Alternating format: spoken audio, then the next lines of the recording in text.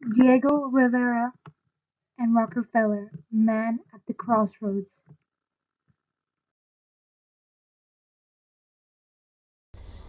Diego Rivera was born on December 8, 1886 in Guanajuato, Mexico.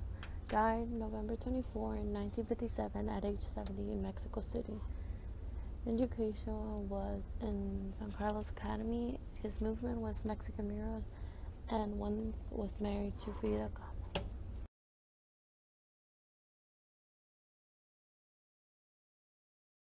Examples of his works. On the left, there's an image that portrays a hardworking man who is wearing sandals that seem to emphasize his background. The rocks in the background help emphasize that he's a stone worker and not just a typical guy trying to break a rock.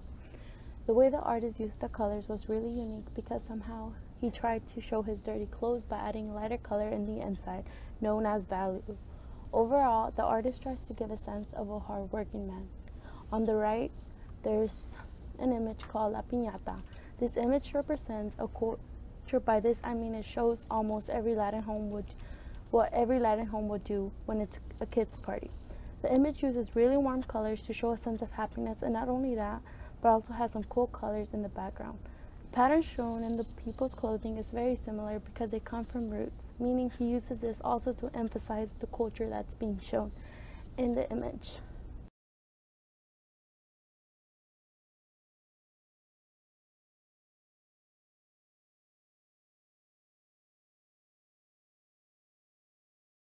Another example of his work is Mother and the Son and Delfina and Dimas.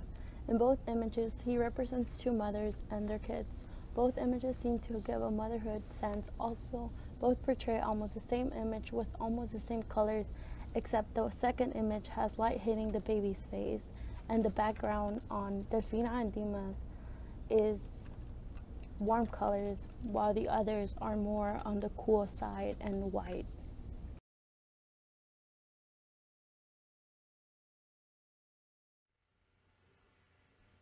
Social and Historical Context: Man at the Crossroads by Diego Rivera. This was a fresco created by Diego Rivera that was located at the Rockefeller Center in New York City. This project was commissioned to Diego Rivera by Nelson Rockefeller in the year of 1932. The idea of this mural was to inspire communist ideals in a way. What we can quote about it is that it was trying to promote a new and better future.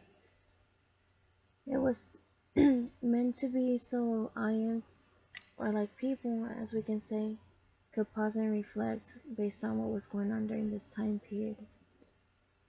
During this time period, a lot of devastations were going on between politics, and not everyone was or had the same beliefs as all the other people. We can consider it was a rough time, and people were trying to figure out and fight for what was for the problems and the issues that were going on. This fresco included various controversies.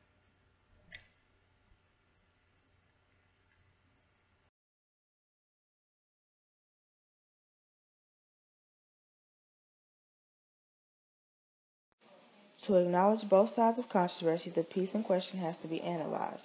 For example, at the top of the capitalist side, on our left and the central figure's right, the brutalities of World War I are on display. Rivera underscores how capitalist nations use technologies like poison gas, machine guns, and warplanes as destructive forces.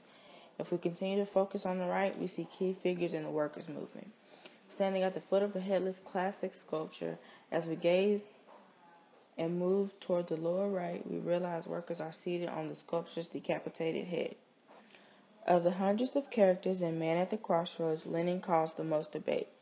An April 24th headline from New York World Telegram stated, Rivera perpetrates scenes of communist activity for RCA walls. 10 days later, Nelson Rockefeller asked the artist to remove Lenin.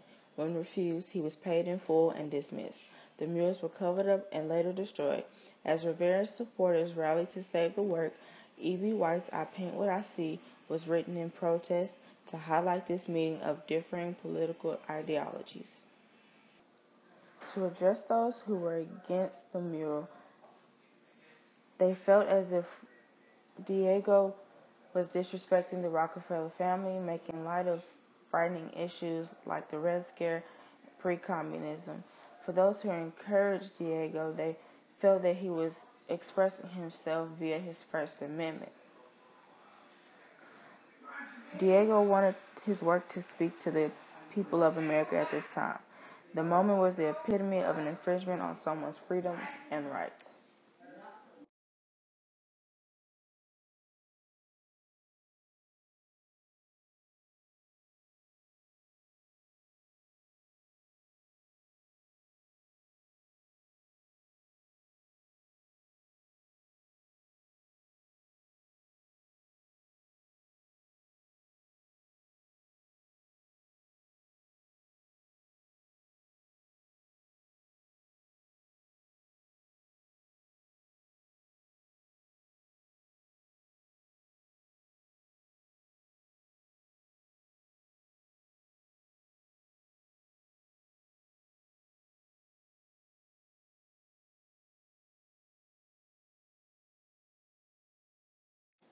Disrespecting the Rockefeller family, meaning going against a family that was a part of capitalism with a communist approach in art, was unacceptable in some public's eyes. Also, making light of frightening issues was depicted in the mural, which later built another factor in the controversy. In fact, the Red Scare only added to the fire of people's worrisome attitudes.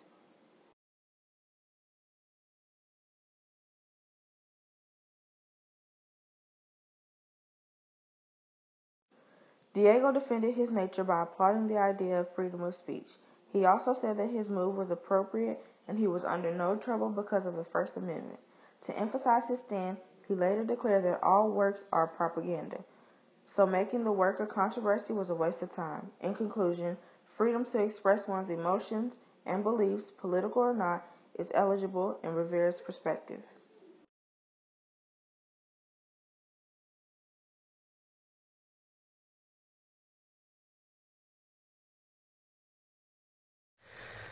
So Diego Rivera was asked to create a mural at the Rockefeller Center in 1933. It was created in 1934, a time of wars, a time of changing governments, or a time of different political ideologies. The mural had much representation and symbolism of social and scientific cultures. In plain description, the medal is a giant hand holding a globe depicting atoms and cells. Behind the giant hand is a scientist within a diagonal X shape, showing the microscopic life, while across is the vast unknown exploration of the cosmos. Around to the left area, wealthy women are shown playing cards, smoking, and dancing, while on the right side, the lower diverse class is depicted with Lenin, who was a Russian political figure. On the far top right is also depicting what was called a May Day parade. To the far top left, signs of soldiers getting ready for some sort of nuclear war is also depicted. There are images with tensions of different social ideologies and of change as well as of natural resources. The mural was destroyed after several months but was later recreated in Mexico City under a different title, Man Controller of the Universe, also by Diego Rivera. Overall, the mural was about the division of the wealthy and the poor and the end of the human race as we knew it. So Diego Rivera was asked to create a mural at the Rockefeller Center in 1933. It was created in 1934, a time of wars, a time of changing governments, or a time of different political ideologies. The mural had much representation and symbolism of social and scientific cultures. Diego Rivera was asked to make a mural at the Rockefeller Center in 1934, a time of many wars and changing governments around the world. As the mural was being completed, the work started to be less approving and more of an attack against capitalism with favoring communism. Therefore, Vladimir Lenin is shown in the portrait on the huge piece of work. Being updated on the progress of the mural York World Telegram published, Rivera paints scenes of communist activity and John D. Jr. foots bill, after the public either had indifference for the work or were totally outraged.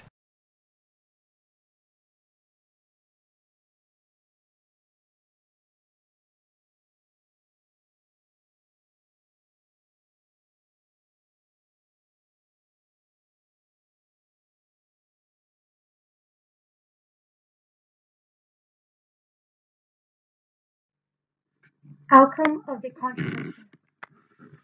Diego Rivera was firm to complete his work Man at the Crossroads.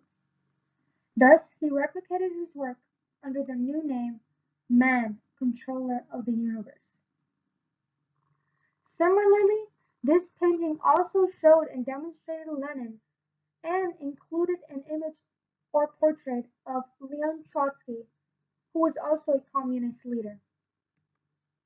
Today, Palace of Fine Arts in Mexico holds the painting.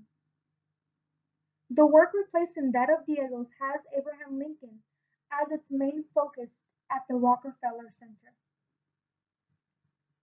In the end, Rivera won the Battle of Banter. Later, his mural exists in a museum and strikes a permanent legendary movement in art history.